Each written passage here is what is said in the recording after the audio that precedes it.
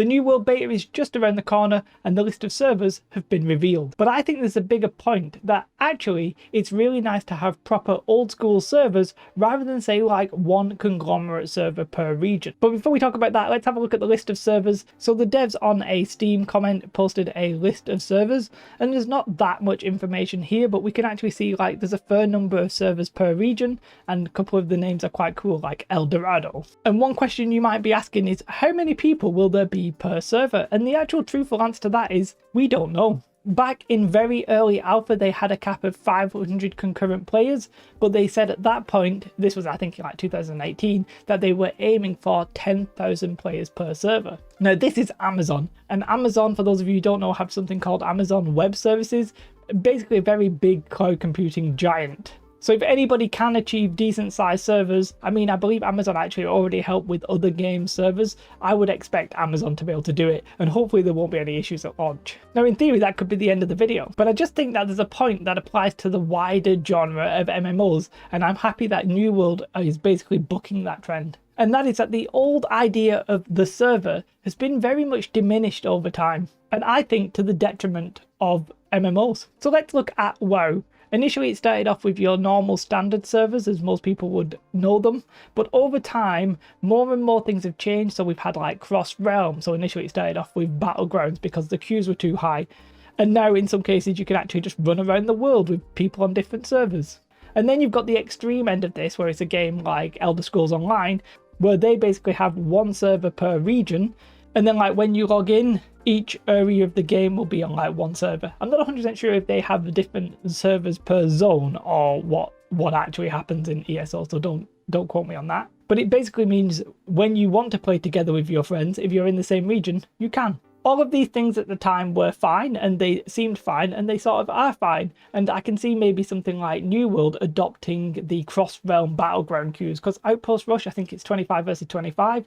That's obviously quite a sizable number of players, and if you have a relatively small server, we don't know how big the servers are, then those queues could get longer and longer, especially in like 8 months' time, where some players have like gone away from the game, and some people are still going to want to be playing these battlegrounds. What do? The queues are taking a long time, people are getting unhappy. Yes, you can merge servers, but you could also just maybe go like, oh well, when you're doing these battlegrounds, it doesn't really matter that much, you can now do it cross-realm. Like, the potential is there that New World could do it.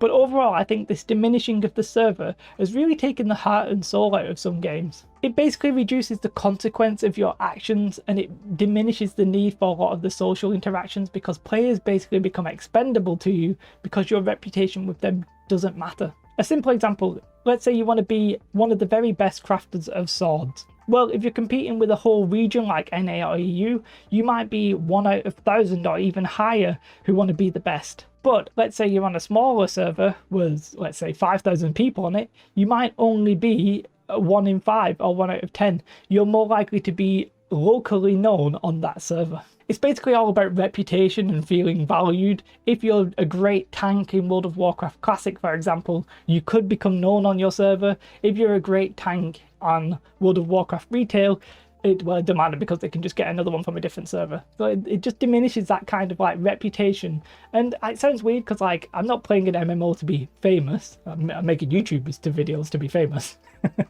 But that kind of idea of infamy in games, where you become known for like the little thing that you're good at, I think is really good, and I really like miss it from games like World of Warcraft. But then there's other games like Ashes of Creation is a big one in bringing back the server. They are doing a node system which is very similar to EverQuest Next, which is not unusual considering they have some staff from SOE. But basically that node system is going to alter the way that each player approaches the game, because maybe like node A will be big on one server, whereas node C will be big on another, and then they're going to give you different quests at different levels, so your experience and journey through the server will be different depending on the server, which is just a nice little way of enhancing the idea that the server is important and this cross-realm stuff is all a bit like meh. So I'm glad to see New World is bringing the classic server. The server is back. Let me know your thoughts. Let me know what server you're thinking about joining.